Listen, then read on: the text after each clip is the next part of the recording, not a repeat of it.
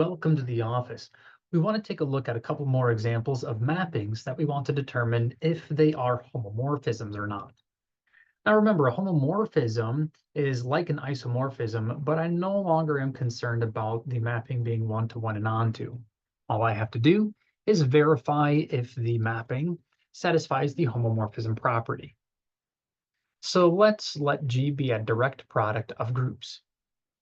The projection map pi I from G to Gi can be defined by pi I of this is Gi, right? So I'm just plucking off the ith entry. We want to show that phi sub I is a homomorphism. So we could have picked out a specific number of groups, 5, and picked out a specific I, 3. In this case, we haven't. We left it quite general, so that way we can understand the projection map to be a homomorphism for any collection of groups G.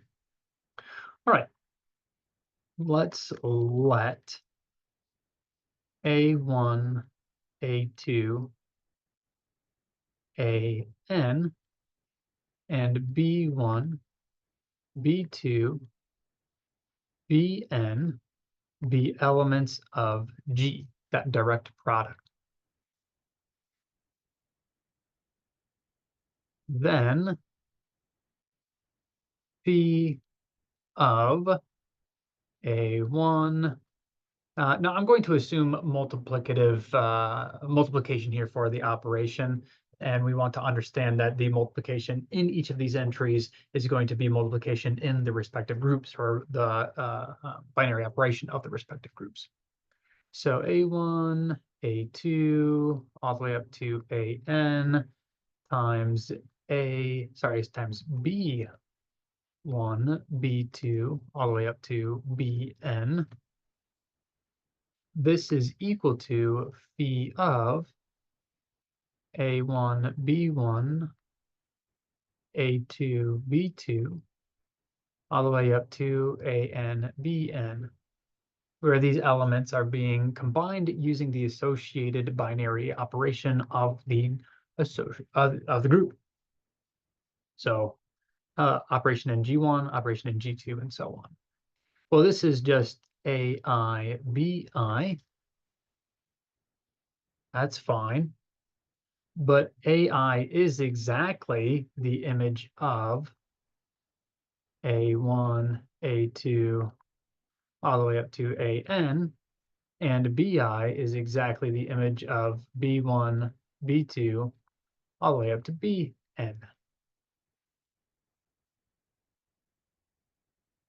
So yes, B is indeed, I used phi here. B is indeed a homomorphism.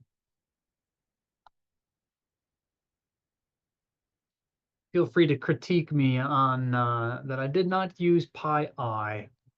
I'll edit this. Feel free to not edit it if you wish. I want pi I, pi I, pi I, and pi I, because pi I plucks off the ith entry. So pi I is indeed a homomorphism. All right, let's take a look at another example.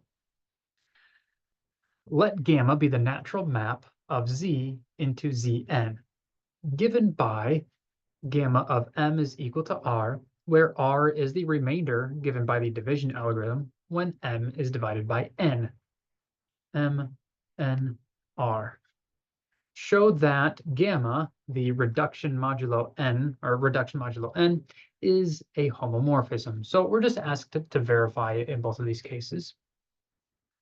So what I want to do is I want to let M1 be equal to Q1 times N plus R1. Right, that's our representation for M given the division algorithm, or by the division algorithm, where M is divided by N. And M2 let's let that be equal to Q2 times N plus R2. Now I need one more piece of information here.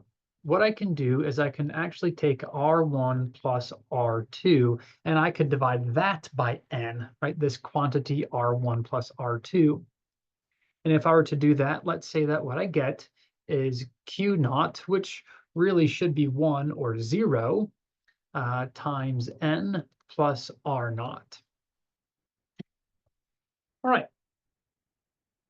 This looks fine and wonderful. Now, let's make sure that we all agree on one thing. Let's say that A is equal to B. Do we agree that B is equal to A? Well, of course we do, right? We know that equality is reflexive, so I know that I can write it in any order that I like. And it's much more convenient in this case for us to show that this mapping is a homomorphism by taking, instead of gamma of M1 plus M2, what I'm going to do is I'm going to start with gamma of M1 plus gamma of M2. It's just a little bit easier to simplify this. And if we wanted to, we could just rewrite it going the opposite direction and all of the equalities would still be valid.